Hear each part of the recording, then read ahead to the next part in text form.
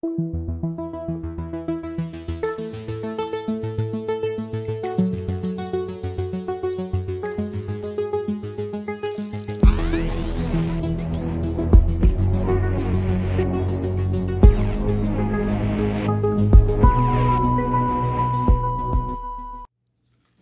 is another new book out.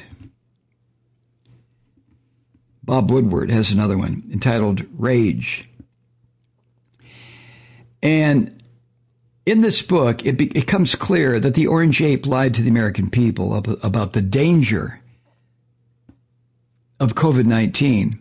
Now, that may not be shocking. This son of a bitch lies about everything. But more shocking is that he was willing to admit this to Bob Woodward in the book Rage, which includes damning new evidence of Trump's utter contempt for the truth and worse, utter contempt for American lives. This murderous son of a bitch in that regard is like any dictator. He doesn't give a rat's ass about how many people die, how many people he causes to die.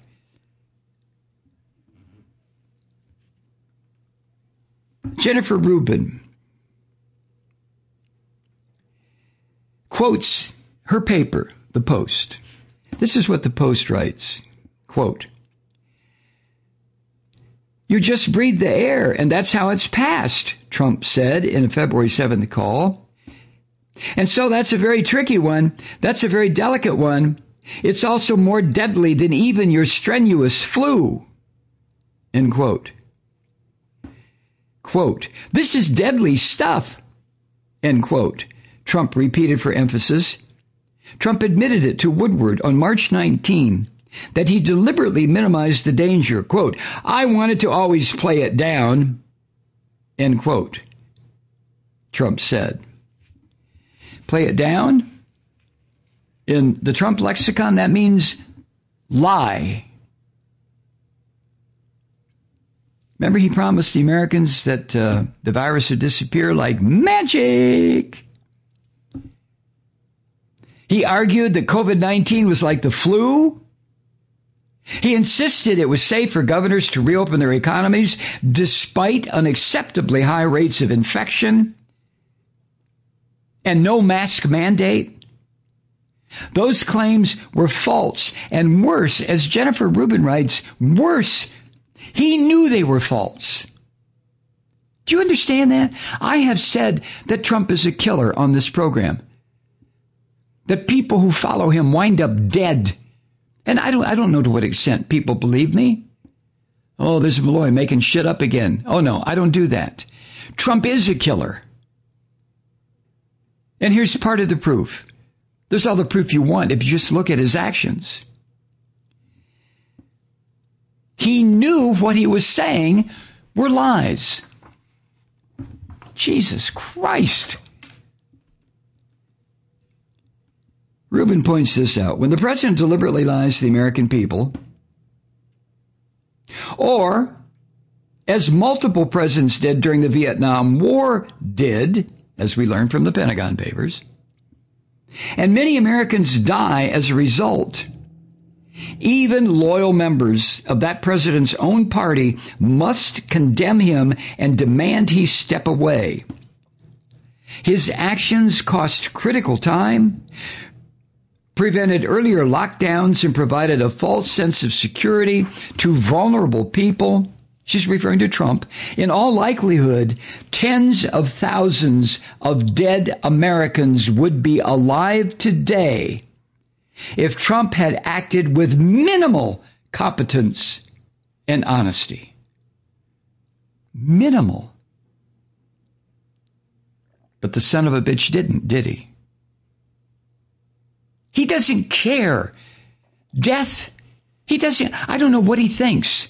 Does this orange ape, this bloated son of a bitch, think that death is going to pass him by? Oh my God. I don't care what it takes.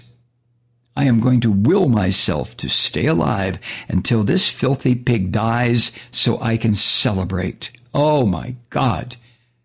I don't think I've ever said that about anybody. But about this monster?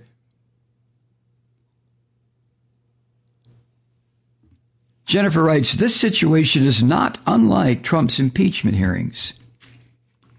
Overwhelming evidence, including his own words, documented in the rough transcript of the July 25th, 2019 call with Ukrainian President Zelensky, demonstrated that Trump had betrayed the United States by extorting an ally at war with Russia for his own electoral benefit. Senate Republicans are not stupid. They merely refused to acknowledge what was before their eyes. Now, that was Jennifer's sentence. No, I wouldn't say Senate Republicans are stupid. They are fucking evil. That's what they are evil. Down to the bottoms of their feet. That's what this is now. This is not incompetence. This is not political madness. This is classic evil, because in the process of what these Republicans in Congress are doing, they're causing people to die. They're causing institutions to be shredded and ripped to pieces. They're causing the social safety net to come to an end. That is evil.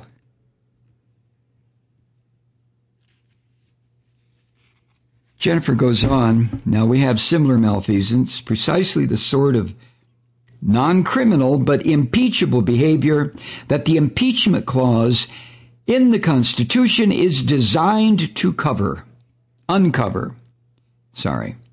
Once again, Republicans will claim up is down and night is day. They will refuse to accept Trump's own words, confessing to a deception that has cost thousands of Americans their lives. Okay, I have to stop for a minute. I have to pause and recenter. Or what do I do now? Take a deep breath, Malloy. Let it out. I have a breathing app on my Apple Watch. It's it'll last for a minute. You click start, and this app will tell you to begin with a deep inhale.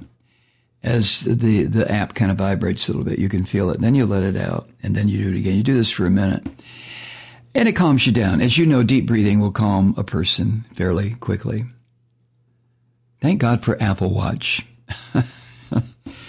Okay, I'm sorry for the brief interlude, but it's either that or I've already let one F-bomb go in this podcast, so I've got to calm it down.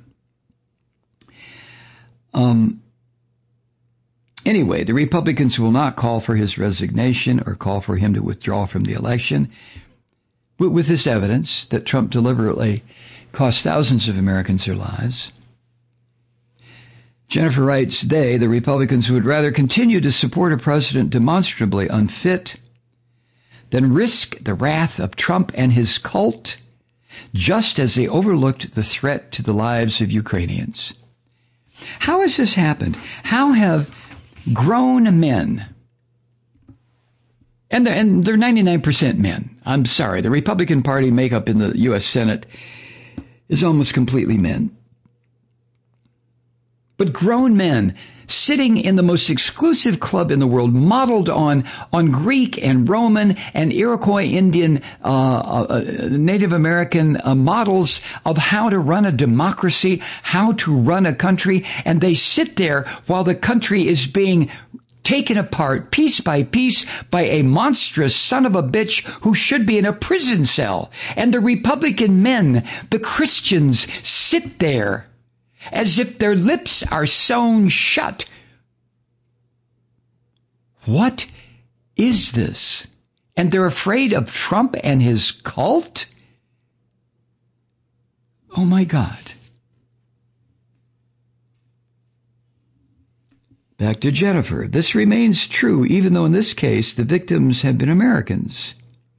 and that thousands, multiples of the death count from 9/11, thousands have died, even though simple precautions could have spared them.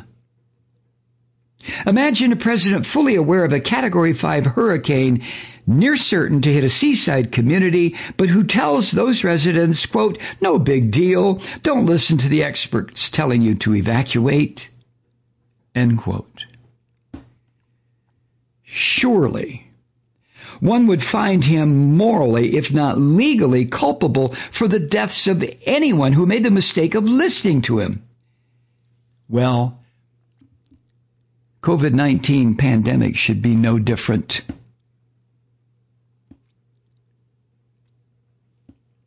Appearing in Michigan, Jennifer writes, former Vice President and Democratic nominee Joe Biden excoriated Trump. He said, quote, "The President of the United States has admitted on tape in February that he knew how deadly it was. He knew and purposely played it down. Worse, he lied to the American people," end quote. Joe Biden.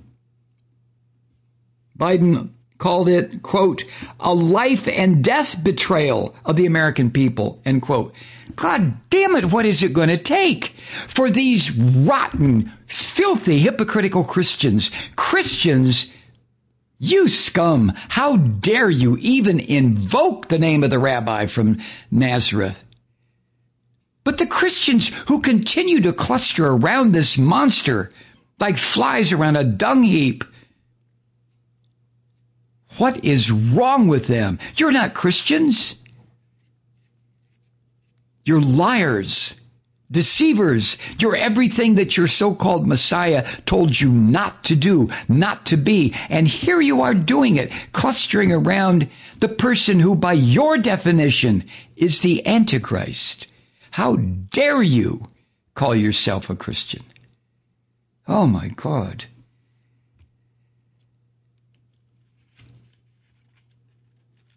Breathe. Jennifer writes, in his memorable summation of the impeachment trial, House Intelligence Committee Chair Adam Schiff declared, quote, "History will not be kind to Donald Trump. If you find that the House has proved its case and still vote to acquit, your name will be tied to his with a cord of steel and for all of history," end quote. Well, Republicans didn't give a shit. I don't care. What do I care? And now that Americans' lives have been sacrificed at the altar of the orange ape's ego, as Jennifer puts it, Republicans face another hinge moment, which is say nothing and join Trump in the dumpster of history, or speak up, call for his resignation, and recapture at least a modicum of respect.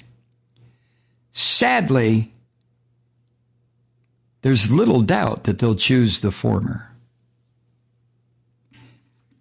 Jennifer Rubin writing today in the Washington Post, can you imagine Republicans in the Senate or the House or any place in the pulpits of these rotten, filthy Christian churches calling for this monster to get the hell out of office because of what he's done and continues to do? No, you can't imagine it, nor can I.